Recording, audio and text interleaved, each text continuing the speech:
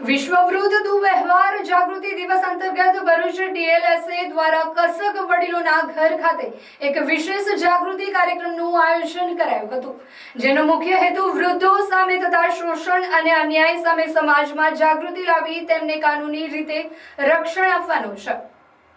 ભરૂચ જિલ્લા કાનૂની સેવા સત્તા મંડળના પૂર્ણ સમયના સચિવ પીપી મોકાસીના અધ્યક્ષસ્થાને યોજાયેલા કાર્યક્રમમાં પેનલ એડવોકેટ આરજે મહેતા અને વિજય પટેલની ઉપસ્થિતિ રહીને વડીલોને કાયદાકીય અધિકારો, નાલસાની વરિષ્ઠ નાગરિક યોજના અને નિઃશુલ્ક કાનૂની સહાય અંગે વિસ્તારથી માર્ગદર્શન પૂરું પાડવામાં આવ્યું હતું। કાર્યક્રમમાં વડીલોને શારીરિક અને માનસિક આર્થિક શોષણ અને અવગણના જેવા દુર્વ્યવહાર સામે રક્ષણ આપતા maintenance and welfare of parents and senior citizen act 2007ની વિસ્તૃત માહિતી આપવામાં આવી હતી।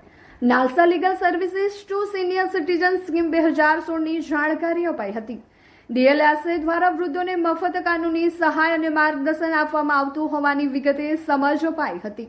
વડીલો આપણા અનુભવનો ભંડાર છે, તેમના પ્રત્યે પ્રેમ, સન્માન અને કાળજી રાખવી આપણી નૈતિક અને કાનૂની જવાબદારી છે। વડીલોનું સન્માન, સંસ્કારી સમાજની ઓળખના સૂત્રો સાથે યુવા પેઢીને વડીલોનો આદર કરવા અને તેમના અધિકારોનું રક્ષણ કરવાનો સંકલ્પ લેવા સંદેશ અપાયો હતો।